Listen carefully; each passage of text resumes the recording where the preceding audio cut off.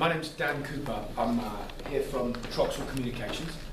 We're the organisation that have installed all of the audio-visual equipment into the new high school. We've been a partner with Washington County Board of Education for a little while. So we're responsible for everything from the wall box to the box on the wall up here to the projector. We're also responsible for the bells and intercom system, which this system is integrated into. And what you'll notice a little bit further down the line when you get familiar with using all of this stuff, that, for example, if you're playing a video through your projector and an alarm or an alert or a message comes over the intercom, you'll notice that the sound drops, that the alert notice is very clear. It's all integrated into the same system, so we're really proud to be working with you guys, and it's quite an innovative and new system actually, so it's very cool. What I'm going to do today is show you how you use the projector, how you use the wall controller. I'm going to give you an introduction to the software that comes with this system. So the intention of this is really familiarization. Make sure that you're comfortable using the system, and then what I'm going to do is come back again on another occasion, maybe 8 weeks down the line, and I'm going to come by on an individual basis and talk to you all and say, okay, how are you getting on? What can I do to support you on an individual basis? So I figured that was a smarter approach than just coming back and doing an intermediate session in a couple of months' time, because I think you're all going to be at different stages of development. Some of you guys are going to pick this up and run with it. It's going to be easy. Others of you are going to take some more. It's going to take more practice and more assistance. So that's the plan. If you have any questions at any point, just shout them out, and we'll take it from there. So there's a couple of things that you've been given out. I think you've got them already, right? Projector remote and your pen. So the projector remote does the same things as your wall controller on the wall. So you've got over here your power on, off, volume up, down. You've got the ability to switch between your sources. So most of the time, I'd expect you probably want to use the wall controller for switching the projector and the system on and off. There is one button on here that your co-workers told me about that they like to use a lot.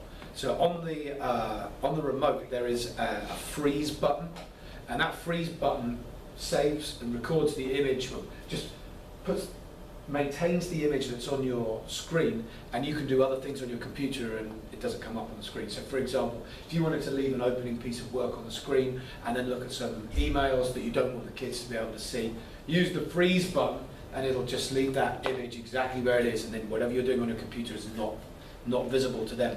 So I would say, aside from the freeze button, you probably want to just leave this in a drawer somewhere, because these have a habit of disappearing really fast. One day they're there, the next day they're gone. So I'd definitely recommend using the wall control where you can, but like I say, that freeze button on the remote is pretty useful. So those two things are the same, wall control and remote. At the simplest level, this is your mouse. So instead of using the mouse at your computer, this is the mouse and you can use it on your board. In exactly the same way that you would. So anything that you wanted to do on your computer, open a PowerPoint, open a Word document, surf the internet, you can do all of those things with this pen. This pen is your mouse. But there's a little bit more that you can do as well. So there's a whole host of software that's been built in either to the projector or installed on your computer, and that's the interactive whiteboard piece, and that's the piece that I'd like to show you the most of. So let me start with a really, really simple piece of software that exists within your computer. This is really important. There's a tiny, tiny little icon down here. This is called the system tray. And down here by the time and so on, there's a tiny little triangle, tiny little white triangle. If you click on that, it brings up this little box, and these are the drivers that power all of the things within your computer. And this driver here, which is a little blue flower with a red center, is the one that drives your projector, and that's really important. So if you click on this little flower, you get these instructions, and within here there's a couple of really important things. So the third line down is auto calibration. So this system doesn't even need you to go around and press the dots like you may have been familiar with on previous systems. This one has an auto calibration system. You click on it, it does this, that's it, it's calibrated. If for any reason, when you're then using it, if you notice that the cursor is not lined up with the tip of your pen, you could actually use the manual calibration if you really wanted to. You click on the manual calibration and then you go around spot to spot to spot. A couple of the boards I have noticed that where they've been mounted on the wall's not entirely flat, so you've got some very slight curvature in the screen and curvature in the image. You may find in those circumstances that actually you do need to do a manual calibration. There's another piece of information on here that's quite useful. So down here you can see there's a line that says Run iPro. If you click on this Run iPro, what it does is give you a really, really simple whiteboard. So I would suggest that you only want to use this for maybe taking the briefest of notes, something that you might just scribble on the board with a dry erase pen. You could do that using this system. If it's something that you think you're going to save, or something that you might want to come back to at a later date, then I'd suggest that we do that through the Starboard software, and I'm going to show you the Starboard software in just a moment. But just so that you can see, you can write on this, you can take notes, you can do things, but it's very simple, and like I say, I would use it simply if you just want to scroll something on the board at the start of a lesson, or there's a piece of note-taking you want to do during a lesson, you might choose to use this. If you want to get out of it, you have to click on this iPro in the corner, and there's a button here that says Quit iPro. So that's iPro, like I say, that's actually built into this projector. The reason it's there is so that if you actually take this projector and plug it into and shine it on the screen, you can actually do interactive work with it without having it plugged into a computer. It's really clever.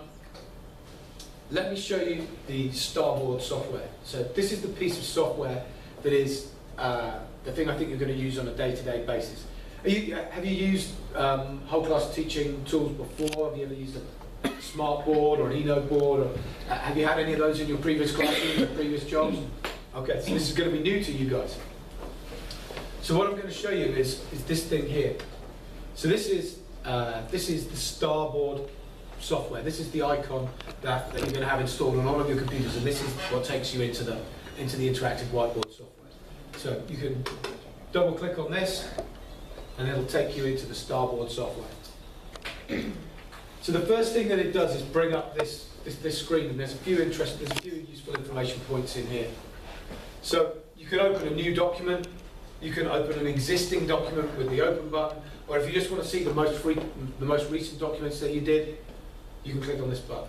And this is indicative of the way that the whole of this software works. That's probably familiar to you from the way that things like Microsoft Word or PowerPoint or Excel works. Well, this software has been designed to work in exactly the same way. The idea is that it's intuitive because you've already learned how to use those programs. This one, you don't have to learn a whole load of new crazy icons or a whole new way of working. Hopefully it's going to be reasonably familiar to you in terms of things that you've done before. On this side, you've got some additional resources. So for example, there's a technical support area.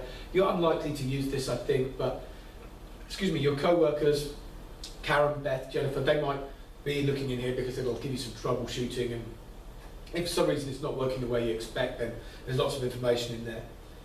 This software training button might be of more use to you because all of the software tools and tricks that I'm going to show you today have actually been videoed and recorded in this software training area. So again, if you get to the end of this session, a couple of weeks down the line, you're thinking, oh, how do I do that? How do I get that image from Google onto the screen that Dan showed us? You can look in these videos, and they're really short, brief little videos that will give you that information. There's also this button here, which is Educator Resources. There's a website that has links to some pre-prepared lessons. Now, there's not thousands and thousands, millions and millions of them. Some of the other whiteboard manufacturers have thousands of pre-prepared lesson plans that are mapped to curriculum areas and so on. That isn't the way that the Hitachi software works. We're kind of working on the basis that you guys already have some lesson plans. You've already got some ideas of the way that you want to teach, and we're going to put this great technology in your hands, and you're going to be able to use it in the way that suits your style of teaching and your students' style of learning the most. I'll show you what I mean by that in a moment. But there are some pre-prepared lessons that might give you an idea of things that you want to do. So let's go into this. Let's open a new page. And this is what the Starboard software looks like. So once again, where I was saying that it's kind of familiar in terms of the way that it looks like a Microsoft document. If I click on the File button in the top corner, what do you think we're going to see? A menu, and what would you say? So let's say it was the Microsoft file button. What would you see in there? New document. New document, open, save, print, right? So we click on that, and there it is. New document, open a document, recent document, save, print. All of the things that you'd expect to see there from a document that you're familiar with. And most of the other things work in that way too. So if we look at edit, you've got your copy, paste, select, clear tools. There's some other things in here as well. Your undo button. We've got the view button, and this will give you the opportunity to switch between pages, to go to full screen, to zoom. Tools, this is going to give us pens, erasers, multi-input, text, and so on. And you can see here, if we click on this menu button, we get the same menu repeated side by side. So you can either access it via the menu button or via your file button in the top corner. You can move this around. So anywhere that you want to put your toolbar, you can do so. If you want to switch it to a vertical image, you can. And these icons here, these are some of the most frequently used icons that are repeated again within these tools. Okay, let me show you a few of the things that you can do with this. So down this side, you've got some additional tabs that give you document, gallery, properties, view, conference. There's a couple of these that I'm going to focus on, the document and the gallery. You can also, if you prefer to work on this side of the board, you can just bring it up over on this side of the board too. So looking at the document tab, this is a bit like when you look at PowerPoint and you have your slides that sit here and you want to shuffle them around or edit them or insert a new slide. Well, the same thing would apply here, and you'll see as we go through this presentation and we build some new slides, they're going to appear here in the document section, and you're going to be able to use them from there. This gallery section gives you some pre-prepared material. So within here, there are clip art, there's some pre-prepared information, there are some infographics and things that you can access. So I'm not sure how much of it's going to be specific to the subjects that you teach, but for example, we had the science guys in earlier, and we were looking at chemistry, and they wanted a periodic table, so we brought one up onto the screen. And there's loads and loads of things in here. Definitely worth spending a few minutes going through it and seeing what information is there, because there may well be some stuff within that that's relevant to the subjects that you guys teach. Let me show you something else that you can do. So I'm clicking on this very bottom right-hand corner where there's actually a page. Looks like a page is being turned over. That's one of the ways of getting to the next page. So you can just click on this button here and it'll turn you onto the next page. Or you can click on this button on the toolbar, which is the one with the paper and an arrow going down. That'll also take you onto a new page. So the second thing I wanted to show you from this gallery is how you can find an image from Google and bring it into your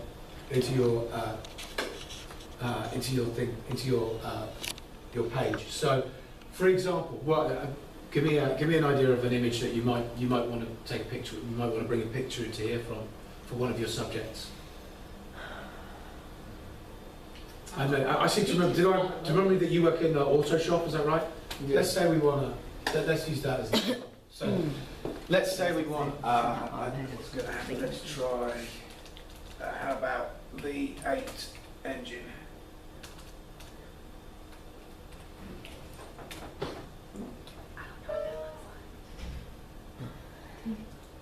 That.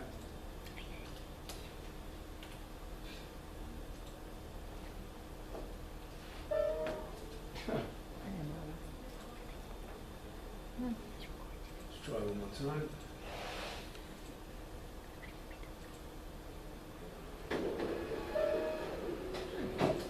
Strange. Let's try one more time. Always the way, technical issues, the first time that we get, first time that I'm actually being recorded, it doesn't do what we're expecting it to do. So we could guarantee that was going to be the case, right? So what I was trying to show you is within the gallery, let's see if we can search for this. So that's strange. Why are we? Okay, well we'll come back to that because we'll see if we can access it in another way. So let me take you through a couple of other tools, and we'll come back to to that one because I think we can access it in another way. So, looking through the toolbar, these are your most frequently used tools.